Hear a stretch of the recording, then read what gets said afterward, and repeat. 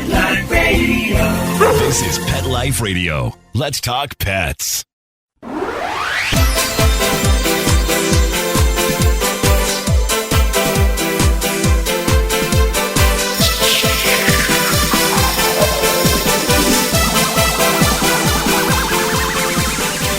Hello! You're listening to Animal Party on Pet Life Radio. And you're listening to Deb Wolf.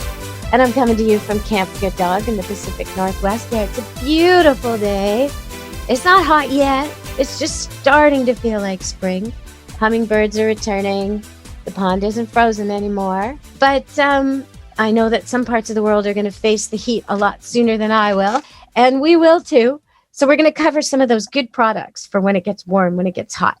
And we're going to talk about a few other things with Stacy Mantle from Pets Weekly magazine. Welcome to the show, Stacy. Well, thank you for having me again. Welcome back. It's been a little while, not too long though. I would love to talk to you about, let's see, what to do. Well, you know what? I want to ask you about the litter. Okay, I see commercials all the time on TV about this litter that's lighter and easier, and it's way more expensive though. Is it worth it? In my opinion, for somebody that has a lot of cats and a bad back, it's totally worth it. I really like every lightweight litter I've tried so far. It's not as dusty. It doesn't seem to those really sharp odors that you get for cat boxes. I mean, not just from the cat, but from the litter.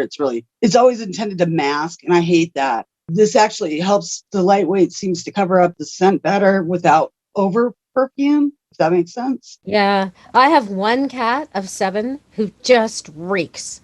Like she has the stinkiest poop. The rest of her is fine. And she's a nice cat and everything. But when she uses a litter box, it's like, oh, I got to change it. She's just gone. Oh, no. Oh, no. Oh, no. And yeah, I would really appreciate if there was less stink. But I don't know why.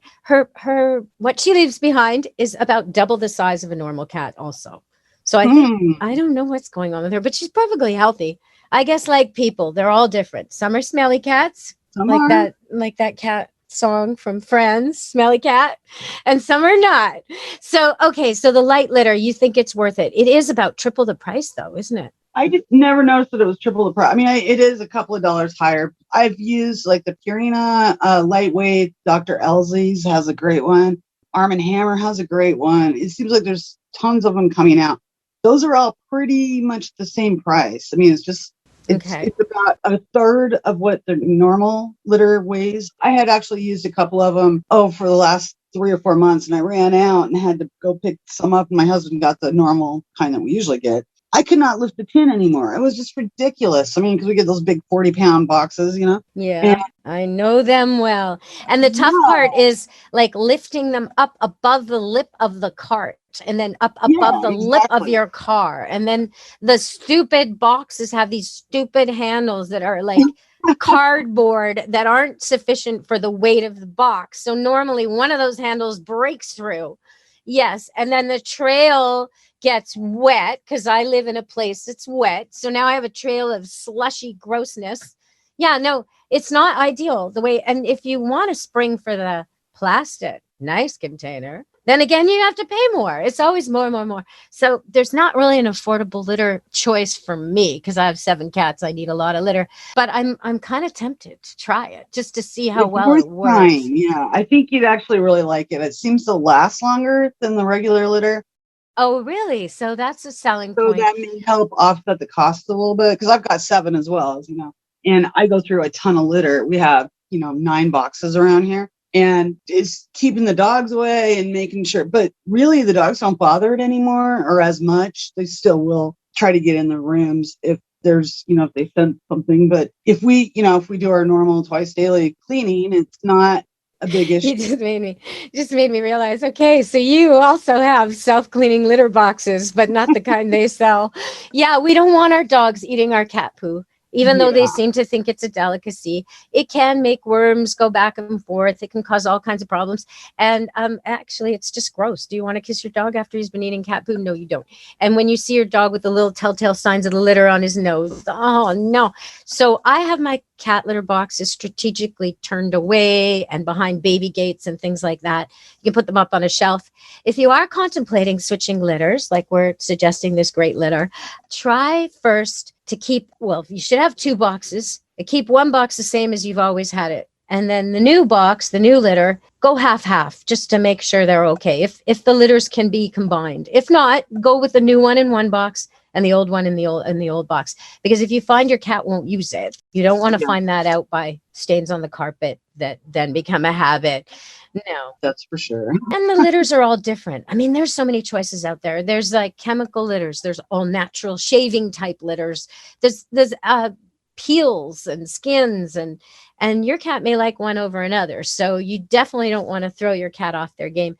You heard Stacy say she has 9 litter boxes for 7 cats, which some of you may think she got the math wrong, but no, she got the math right.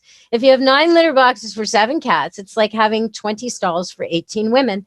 There's never somebody who needs to go to the bathroom and can't get in. And that's what you want. Yeah. And it'll stop spraying. It'll eliminate all kinds of behavior problems.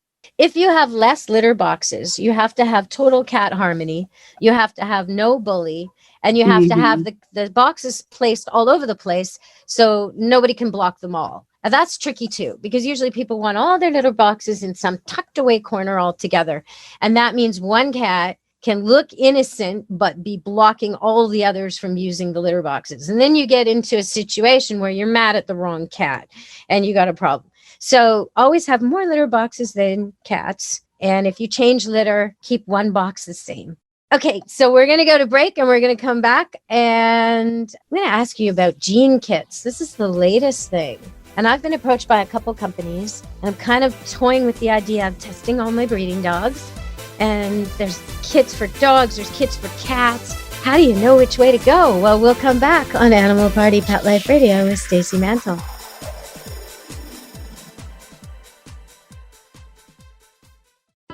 For those fortunate to have experienced the deep bond and unconditional love of a companion animal, the death that follows can be one of the most difficult and misunderstood losses to go through. Many times, this devastating loss goes unrecognized and trivialized by family and friends, leaving grieving pet parents struggling to find healthy ways to cope with the loss. In And I Love You Still, a thoughtful guide and remembrance journal for healing the loss of a pet, Dr. Julianne Corbin calls attention to the difficulties unique to the loss of a beloved pet and provides an interactive and compassionate guide to help you process your loss and work towards coming to a place of peace and healing. For those interested in journal therapy and looking for a professionally written and compassionate resource to help understand and reconcile the grief associated with the loss of your pet, this book is for you. And I Love You Still, a thoughtful guide and remembrance journal by Julianne Corbin, is now available for purchase on Amazon and other major book retailers.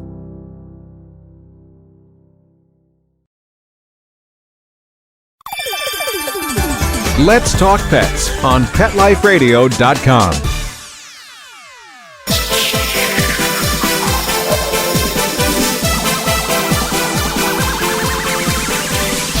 Hello, we're back on Animal Party with Stacy Mantle from Pets Weekly magazine. And I want to ask you about these gene kits. Are some better than others? Absolutely. There's so many, as you said, out there right now. And it can be hard to know which one to choose. I'm going to tell you straight up, my 2 favorite are Wisdom Panel for the dogs and Base Paws for the cats. Those are my 2 go-to kits, and I really love them. So let's talk about the dog one first. The reason I like the Wisdom Panel is because it also tests for the MDR1 gene, which is the multi-drug resistance gene. It's like a genetic mutations found in herding breeds. I'm sure you know about it, breeding and so forth. And basically it makes dogs more impacted by medication. So for instance, my dog had it. I didn't realize that, but Chase had it, and we had to totally change his medications up because he would either not react or he would react so hard on these things. And we had to go more of a natural route with him, and he did incredibly well on it. But once we found that out, we could make some changes to the way we treat some of his disorders. You know, that's interesting you say that, because years and years ago, I had a wolf herding dog cross, And I took him on one trip to Toronto on a plane, and the vet gave me meds for him to make him relaxed. And he was out cold for days. Like, it was just, I was like, holy cow. And I gave him half of what I was supposed to. And he was just like, whoa. We got to Toronto and he was like, hello? I don't know, sleepy. So yeah, he did fine, totally fine. But wish I'd known. Okay, so that's good. So there seems to be, you can test for diseases. You can test for, like, is your dog really what the breeder said it was? Is it purebred? How many, 6 generations back? How purebred is it? Like, say it's supposed to be a golden doodle, it's supposed to be F1. Well, is it really 6 generations poodle on one side and 6 generations golden on the other? What did you actually get? And then, so that's one question people often have, especially when they have a mutt. They look at it and they go, I don't know. Everybody says something different. What is this dog? Okay, so you want to know, is that standard with all the gene tests, the ancestry, or is that something you sort of pick?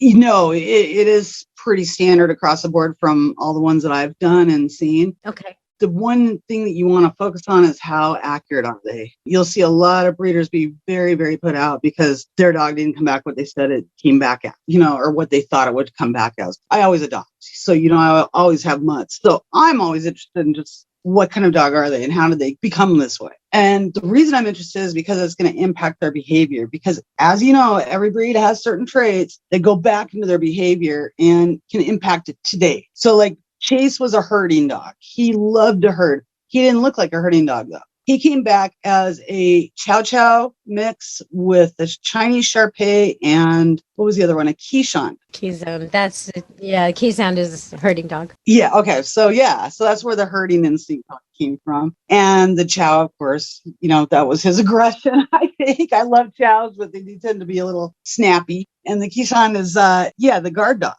They would guard boat, I believe. How do you say it again? Keeshond? I thought it was Keeshond. I've met them before, and the way they behave around here is they're herding dogs, the way they act. Oh, I don't know their history, but the way they act with my goats is definitely, they strike positions and everything. Like they're quite, but I don't know what their history is. I'll have to look them up, I'm interested. On a follow-up show, I'm going to do a little talk about the Keeshond. Let me know. Yeah, no. I'll post it. It'll be on Animal Party Pet Life Radio, probably my next show. So yeah, because I've got a big breed book and it's easy to research. But I've met a whole bunch of them. They're medium sized, sort of almost look like a sled dog. And that, I don't know what their lineage is, but they're medium sized. They're small little things and they're gray and they're floofy, beautiful and little powerhouses. Oh, totally. Strong dogs and very determined. Okay, so the genetic test. So they test what it is, and that's important not only for will my dog want to swim, or what kind of traits why won't he come, what can I do to trick him into coming, not only for that but also for health things, right? Absolutely. So you want to know what he's prone to. Wealth of information, really, seriously. I recommend everybody do it as soon as they can with their dogs and their cats, because it will give you so much insight into your animal and how to best train them, how to best medicate them, how to work with them so that they're most receptive, how to do things they enjoy. Because a lot of times we'll try to force them. He was avid dog, like he loved to catch balls. My other 2 dogs have never caught a ball in their life successfully. So, they're my little pit mixes. But, it's just funny because I would try to throw the ball for them and they couldn't get it, and it'd be frustrating for me. Well, with their background, of course it is. It's frustrating for them too. So we find other activities, It just gives you some really great insight, and it gives you like a 15-page report on things that you can do to help make their life easier. That will in turn make your life easier. So I really like that about these guys. The Mars. Which one? Sorry. That was the Wisdom Panel DNA from Mars. They just have great databases. They test for more breeds. What about the diseases? So, okay, I've been going through some of this stuff and looking into it. And one of my breeding dogs, or one of my puppies that I sold a couple of years back, got tested by the owners. And they were so happy because according to them, it's super rare that a dog is what you say he is. And this little puppy, Rosie, is in fact 6 generations golden retriever on one side and 6 generations standard poodle on the other. And they thought that was remarkable. And she tested well in all sorts of ways. But I've known what I would call unethical breeders who have used the gene testing before, where they will request only the diseases they know their dogs are not likely to have, and then have a hard to understand piece of paper that looks really technical and good to show buyers that says, look, my dog is disease free. And so that's what, when you're wanting to do this for the right reasons, how do you know what to ask for? Right? You got a golden retriever, you got a pug, or you got a shih tzu, or whatever. You got I don't know what he is. When you fill out these forms, is it easy? Because it seems like you have to pick each thing. Like, how does it work for comprehensive testing for diseases that are likely to occur in your dog? Well, the difference with that, with the way the more mainstream panels work, is you don't have to choose, because how would the normal person know what to choose? It comes back with what diseases or illnesses are your breed that is associated with your dog is actually prone to. So, like, for instance, an easy one, German Shepherd, might come back with dysplasia, things that you need to look out for. It doesn't directly test for that disease in that particular dog. Now, there may be some way of doing that, but with the mainstream ones, it will tell you what the indications are and what your dog is most likely to develop, but it doesn't tell you if they have it or not. Okay, there are a couple companies that do. They tell you if the dog will pass on the gene, and it's specific for really important for breeders. So for me, that's really important. I want to know, for example, if any of my breeding dogs is going to pass on anything, because most of these things are recessive. So as long as I make the right match, it's no problem. If the dog named Blackie has a recessive gene for some awful disease, and I make sure Blackie only mixes with dogs that don't have that exact same recessive gene, we're golden. Nobody's going to be sick. Nobody's going to be ill. Everybody's going to be healthy. So if you're out there considering breeding your dog, this is really something you should be looking into. You don't want to have sick puppies just because you made the wrong match. And both your dog and the other people's dog, they may look 100% healthy. They may, in fact, be 100% healthy, but they have this little problem where they're passing a gene on. And as long as only one of them has it, no big deal, no problem, nothing, no problem. Yeah. But if they both have it, now you've really got issues and unwanted puppies and unwanted costs and all kinds of heartache. So it's so worth it. Okay, so let's move on. I know I said we'd talk about hot weather topics. So we're going to go to one more break and come back and talk about hot weather topics with Stacy Mantle, and she knows hot weather. She's in Arizona. So stay tuned. We'll be back on Animal Party Pet Life Radio.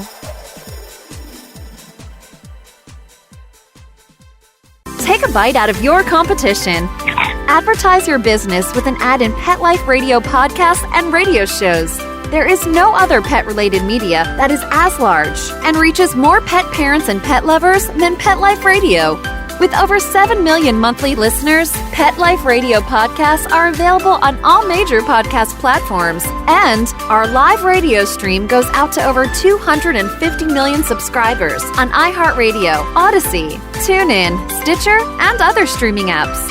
For more information on how you can advertise on the #1 pet podcast and radio network, visit PetLifeRadio.com/advertise today. Let's talk pets. Let's talk pets On Pet Life Radio. Pet Life Radio. PetLifeRadio.com.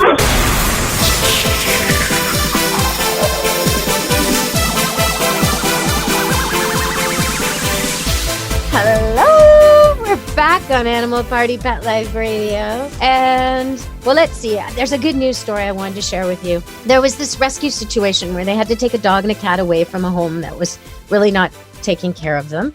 And after due process and all that, the dog and the cat got taken into care. The problem is they're both old. The dog is 100% blind or near blind, and the cat sees for the dog. Yeah. Aww. I know. So they were in the shelter for weeks, and we're all rooting for them, and they got a home. They got a home together. So the seeing eye cat and the blind dog got their forever family. So yeah.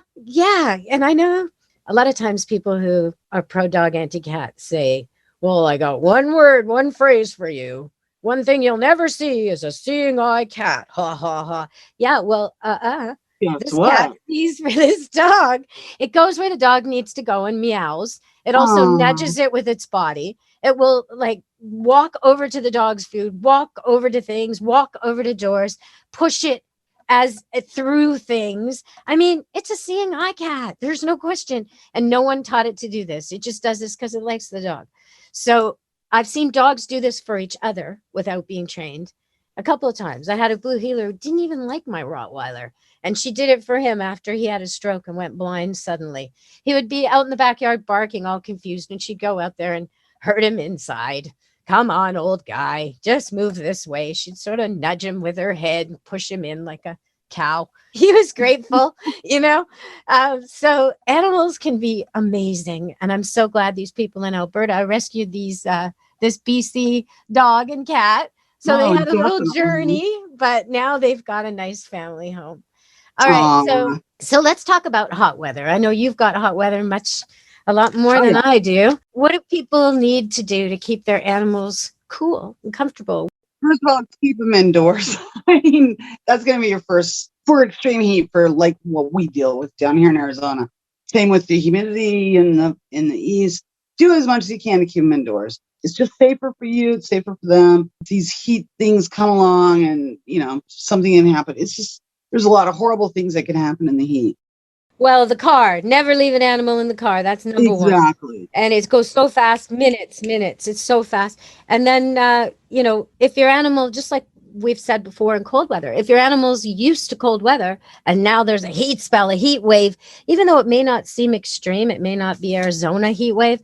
If your dog's never seen heat like this, or all of a sudden it hit, he's in trouble. He has his winter coat. So you're going to need shade and water and air conditioning, and you got to help him out. Yeah, absolutely. And even if you're traveling, make sure you have a humidity monitor in your RV or your car, so that if your car does shut off or something happens to your vehicle, which you're putting a lot of trust in, your dog can die within minutes in there. In fact, we just had it happen last year to a police officer who left his dog in the car like he normally would. Something happened with the car, it failed, and the dog died. It's a horrible, horrible thing, but it happens every single day. So please be aware of it. Oh, that's terrible. It's a terrible thing. So with that said, let's move on to what you can do to help. Watch out for blackouts, because again, that's something that you need to know is happening. So all these video cameras that have temperature monitors on there now on the homes, when you log in, you can see what your home temperature is. Really important when your air goes out, so you can get home and make sure your pets are taken care of. Those cameras are invaluable. Self-cooling beds are really wonderful. They help, especially like I have cats that still love to go outside. They have a big enclosure and they'll lounge in the sun during the day. Some animals just love it. And if they're born and bred here, they may. Just like some winter dogs love winter, They're designed for it. They feel that way. They can handle it. The main thing is to have lots of water and lots of air flow. Those are your two key things. So elevated dog beds, wonderful for the patio or anything when you're outside. Make sure they have shade. Swamp jackets are great if you're doing a coat. And a swamp jacket is what you do. You spray it down, you get it really soaking wet, wring it out, put it on your dog, and it just creates a cool breeze. Kind of like the cool shirts anymore. The more you sweat, the cooler you are. Yeah. Like those little scarves people wear. They wet them in their neck. Yeah. So those are the key things right there. Okay. And what about the sunburn and sunscreen and all the issues? My two dogs now they love the sun. They love being outside. They're pit bulls and they're just really thin coated and they just love to be outside. One of them is black and white and the other one's white and black. So the white and black one is the one I worry more about as far as laying in the sun, because she's more prone to skin cancers and things like that. So we got her a shade shirt, they call it. And it's a super ultra lightweight shirt that she can wear and lay in the sun, still be warm and feel the sun on her, but you don't have to worry about all the ultraviolet ultraviolet rays and things like that. So that's a really cool little thing that came out. I believe it's gold. Let me see if I can find. I'll see if I can find it and send you the info. Well, sometimes people use sunscreen on dogs, and there are special sunscreens for dogs. But if you don't use the special stuff, you can end up with a real bad case of diarrhea when they lick it off. So really watch for that. And shade is always important. If you're going on an outing, if you're going to the beach, if you're going anywhere, your dog, if he was a wolf or a coyote, he would not choose to be out in the midday sun running around, most likely. And there are some dogs, like Stacy's saying, dogs who are acclimatized to it with short coats and used to it, sure. But most dogs, they want to be with you. So they'll sit in the hot sun because you're there, or because the picnic basket's there, or the kids are there. But they really, really, really appreciate some shade. If you make shade, they'll dive into it because they need it. So, and the black dogs overheat quicker than the white dogs. The white dogs with their pink skin and pink freckly pigment, just like people, the paler the people, are more likely to get sun damage. But the black dogs, just like vehicles or clothing, when you're wearing a big black shirt, you get hot in the sun. They get hotter. So you definitely need water and shade for those black dogs. Okay, so I'd also like to talk about dog beds and whelping pens, because on a previous show just before Christmas, I told you about these dog beds I bought and I was all happy with them. And they're raised so the dogs won't get too cold or clammy. So if they're damp, they dry. And they were supposed to be chew proof and durable and all this good stuff. And I ordered a whole bunch of them for Camp Good Dog Kennel. And there's, I think, one that I've repaired that still exists. The rest are all debris. They did not withstand Camp Good Dog, nowhere near. So I'm putting out a challenge. Those were the 5-star reviews. Those were the Amazon picks. Those were the best I could find. If anybody out there makes a raised dog bed that they think, large or extra large, that they think can handle a commercial dog kennel, I invite you to get in touch with me, because I would love to test it out and see that it actually stands up. In the meantime, I have made my own. I've had to make all my own dog beds and my own whelping pens, by the way.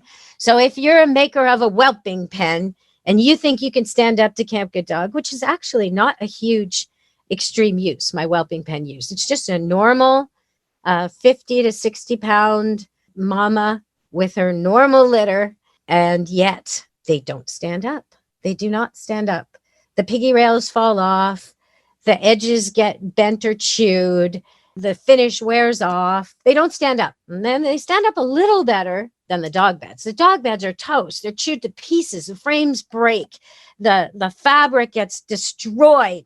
So if you make whelping pens or you make dog beds, if you can send me the one that works, I will give you some radio PR. I will give you some YouTube video. I will be so happy to plug your product, because I've been looking all these years and I'm still making my own.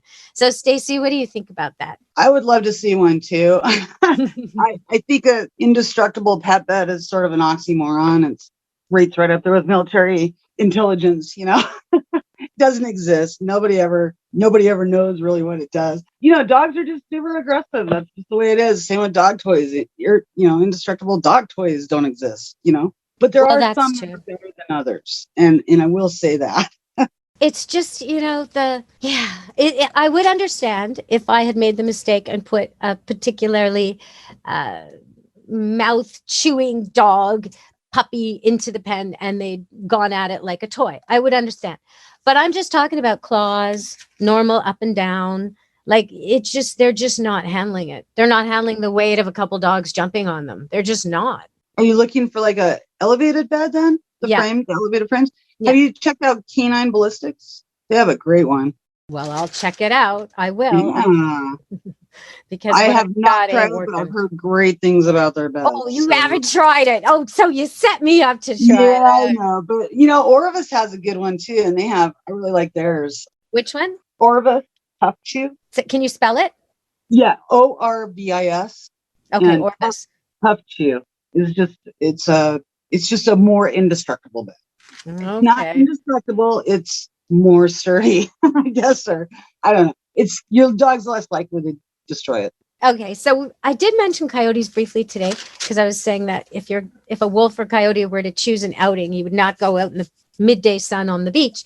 So I want to talk about coyotes a little more seriously, though, because right now, near the city, I live in Maple Ridge, but near me is Vancouver, British Columbia, one of the biggest cities in Canada, and it has a beautiful park, Stanley Park, gorgeous. I mean, it's just beautiful. It's iconic. It's forest with a pond in the middle and all these jogging trails, and it's right downtown, and there's this beautiful bridge, sort of similar to the San Francisco bridge, but like that style of bridge called the Lionsgate Bridge, with big statues on either side, and the whole thing, it's got panoramic views of the ocean and the mountains, and gorgeous place to hang out. Okay, so lots of people jog there. Even Mick Jagger jogs there when he visits our city, and there's a 10K run that people do. Unfortunately, some people have probably been feeding the coyotes. There's resident populations that live there, and they control skunks and rats and other problem animals in the park. And normally they're not a problem, but this year, maybe because of Corona, maybe because more people are using the park, and different people who are less aware of the problem, they're being fed. And so they're starting to get aggressive. And Yeah. so if you're jogging, you got to stay out of that. You just can't use Stanley Park Trail right now. You can't go on the seawall right now. The conservation officers are telling you stay away. The last person attacked, there's been 4 attacks in recent weeks. And the last person attacked was a pretty big guy. I saw him. He's young and he's big and he's like a runner, but he's with a bunch of other runners. And it's like that joke, when they say you don't have to be faster than the bear, you just have to be faster than the other guy. Well, he was the straggler. He was the last jogger in a group of joggers. Don't be the last jogger. Anyway, so he got attacked. The coyote actually bit the back of his leg and he turned and faced it and it tried to attack him again. So this is really unusual behavior for coyotes and very dangerous for people, especially kids, especially the children who play in all the playgrounds all over the park, especially pets. So keep your pets on leash and close to you, and don't go jogging in that park right now. They've trapped a couple of them. They're going to go for the rest. But in the meantime, be very, very careful. If a coyote does confront you, don't run. They have a prey drive that makes it impossible for them not to chase you. So, and you will not be faster. And normally, if you see one, there's probably 5. So they're going to head you off. So do not run. Don't run. Don't feed them ever. Don't throw food at them and then run. That's double bad. Just be big and loud. Wave your arms. Try to be scary. Try to get help. That's it. That's all you got to do. And keep your pets really close on leash, your children really tight to you. Okay. And avoid that area for the next few weeks. They'll be telling you on the news when it's safe to go again. But for now, stay out of there. On that same subject, we have thousands of coyotes down here, and it's one of the biggest fears of pet owners. And same deal, you got to do the hazing. You got to kind of get them out of there, out of your area, but also carry something with you. I always recommend a big stick. I always have a walking stick with me when I take the dogs out, but not everybody can do that. So I like Pet Corrector. It's basically canned air, and it makes a really loud noise. You just got to make sure your own dog isn't startled by it as well. Yeah. So, because if your dog's not on leash and you go do a bear banger or Pet Corrector, your dog's going to bolt. Now you got 2 problems. So have your dogs on leash when you're ever near coyotes. If you ever spot one or you spot the telltale signs, coyote poop around here looks like medium-sized dog poop, usually covered in fur or hair. And that's because they eat animals with fur and hair. So that it kind of comes out in their poop. So if you see tufts of hair on farm fencing, barbed wire fencing, that's where the coyote snuck under the fence and his hair got caught. Okay, you're in coyote country. Put your dog on leash.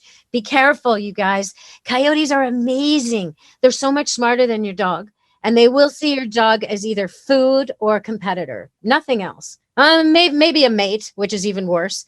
But they will not just live and let live. As soon as they know you've got a dog around, they want to either eat it or trick it into killing it or mate with it. So all of these are bad. If your dog's super tough, maybe a coyote cross, wolf cross, and you think it's going to be fine with them. Oh, my dog runs with them.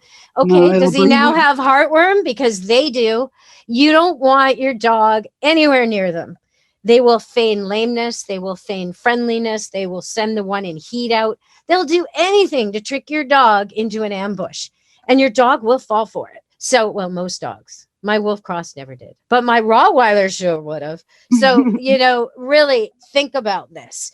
Really, really, really be careful. We've also had a rash of mountain lion predation around here in an area called Poco, which is a really fancy suburb.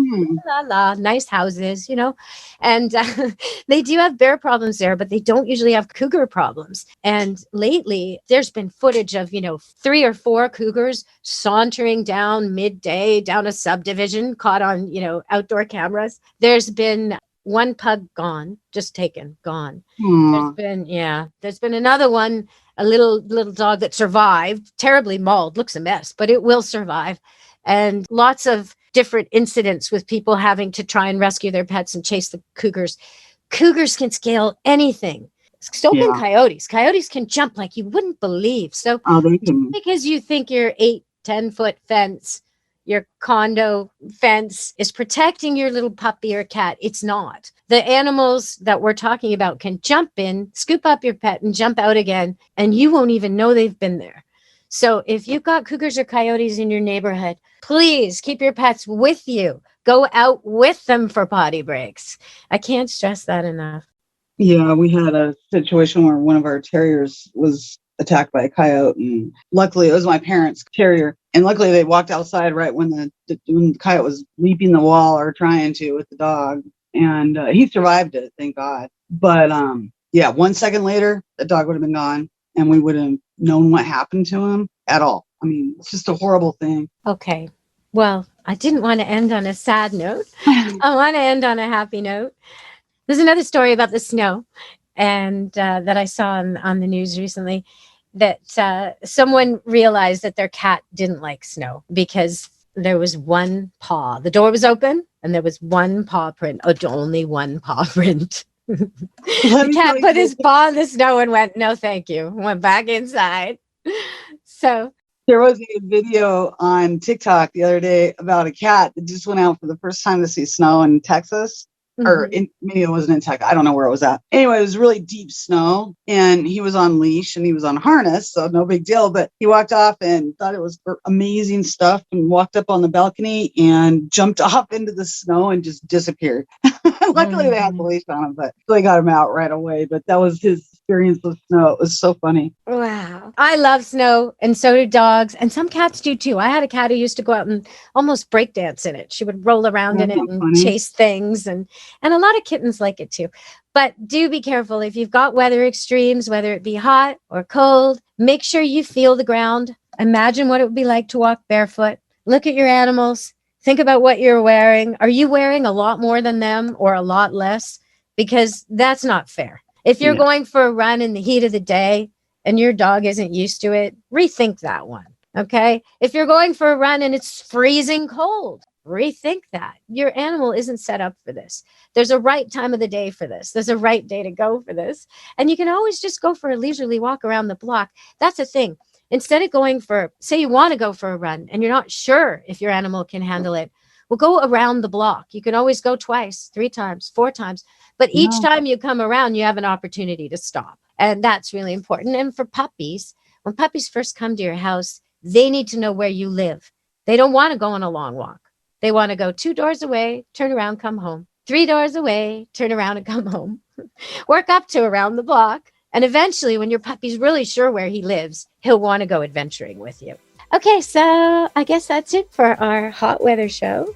Great. Thanks for having me. Oh, thank you, Stacy. Do you want to give out your website? Yes, absolutely. Come visit. It's petsweekly.com. Petsweekly.com, where you'll get honest reviews of good products and bad products, expensive things and affordable things, so you don't waste your money. And Stacy tries the crazy stuff too.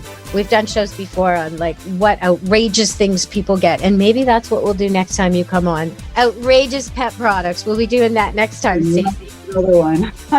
Okay, well, thanks. Stay safe, Stacy. And from Stacy and Pets Weekly Magazine, Animal Party Pet Life Radio, me, Deb Wolf. Be good to your animals. Let's Talk Pets, every week on demand, only on PetLifeRadio.com.